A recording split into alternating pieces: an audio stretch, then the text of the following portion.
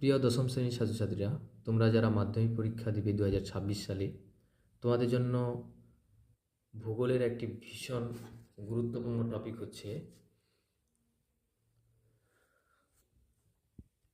Map pointing, যেখানে তোমাদের 10 নম্বরের প্রশ্ন আসবে। তো প্রায় তোমাদের 10 থেকে 12টি টপিক রয়েছে। সে টপিক ওয়াইজ আজকে তোমাদের আমি ম্যাপগুলো দেখাবো।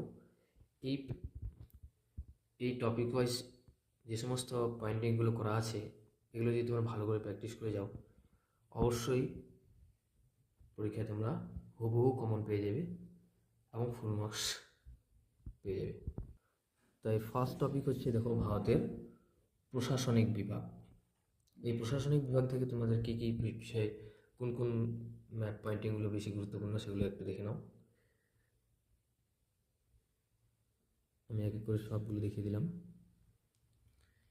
এবার আমরা পরের টপিকে যাব। এই যে টপিকটা দেখো, ভারতের ভূপ্রকৃতি।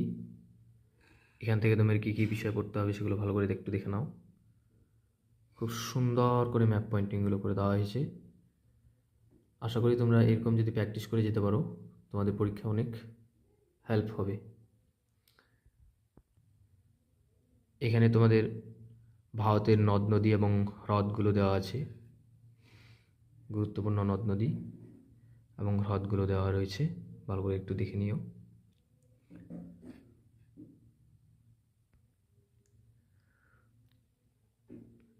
এরপরে তোমাদের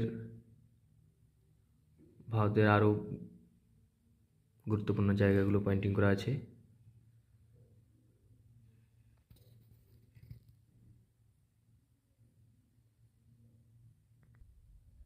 এছাড়াও আরও অনেক টপিক রয়েছে, আমি কেবল তোমাদের 2 থেকে 3টা টপিক দেখালাম। বাকি টপিকগুলো আমি পরের ভিডিওতে নিয়ে আসবো। পরের ভিডিওগুলোকে দেখার জন্য অবশ্যই চ্যানেলটিকে লাইক এবং সাবস্ক্রাইব করে রাখবে, কারণ চ্যানেলটা এই কেবল আমি শুরু করলাম। এই আপনারা বা তোমরা যদি সাপোর্ট না করো, তাহলে আমি ভিডিওগুলো দিতে পারবো না। পরবর্তী আমি লাইভ ভিডিও দেওয়ার চেষ্টা করব, তাই আমার সাবস্ক্রাইবের খুব দরকার।